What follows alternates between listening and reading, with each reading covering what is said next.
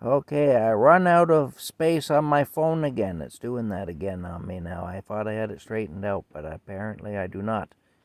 Anyway, this is part two of the story of how I made a fool out of myself at a New Year's Eve party, which I believe occurred in 1986 when I was hovering around 18 years old.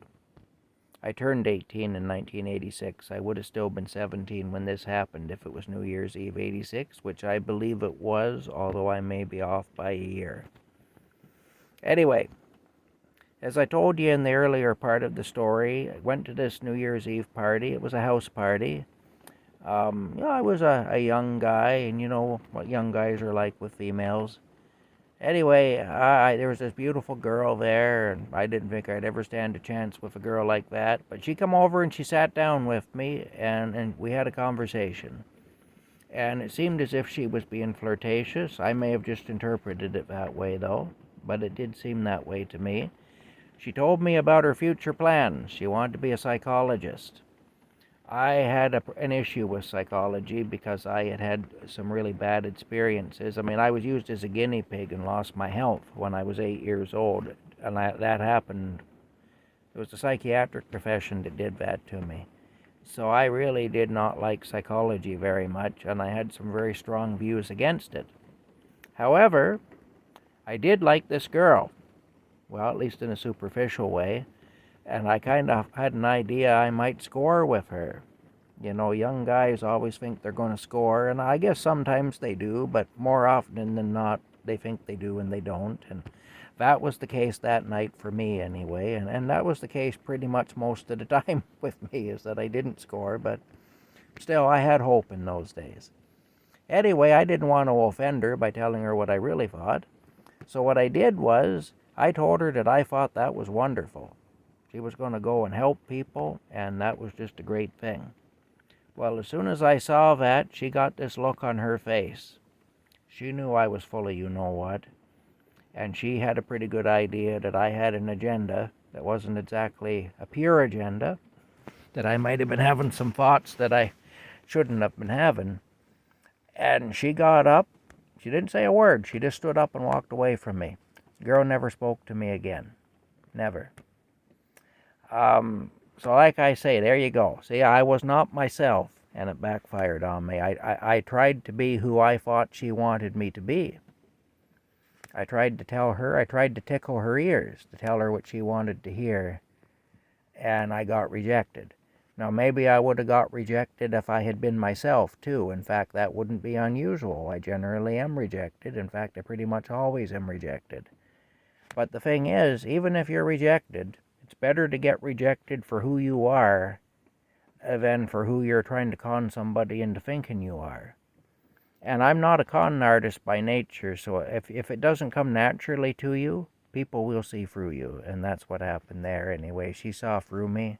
She saw that I was rather ineptly trying to run a con on her, and because I was hoping to score, and she wasn't having any of that anyway, and she walked away from me, and good on her for doing it too, because she taught me a lesson, and she did what she had to do for herself, and that's good.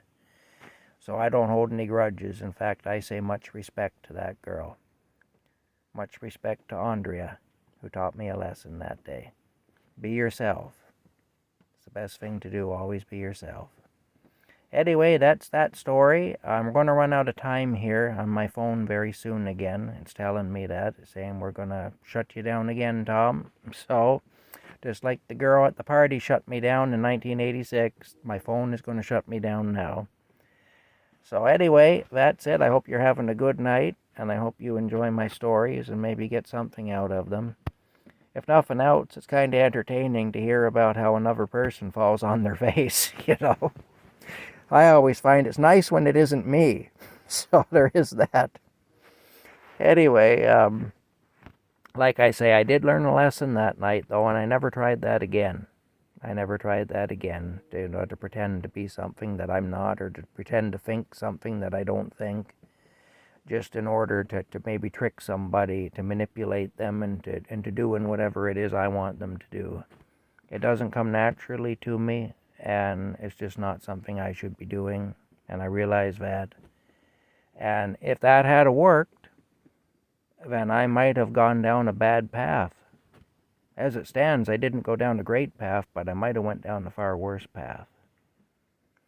So like I say, for all you young guys out there, not that I've ever been a great success with women, but unless you're a real good con artist and you're prepared to absorb the consequences of being a con artist, because there's going to be a lot of drama that comes with that. There's a lot of drama anyway that comes with relationships and dealing with the opposite sex and so on, and dealing with women in particular.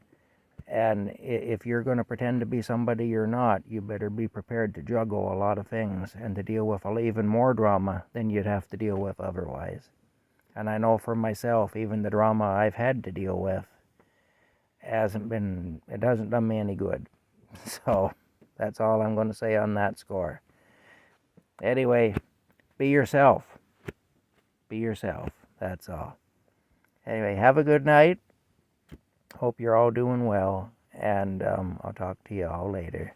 Oh, before I go, there is Rocky. I got to give you your dose of Rocky. There he is, poor little guy. I just woke him up. There he is anyway. Talk to you all later. I hope you saw him there. When I turn the phone around, I can't really see what you're seeing. So I hope that you got a glimpse of him anyway. He's quite the cat. All right then. Bye for now.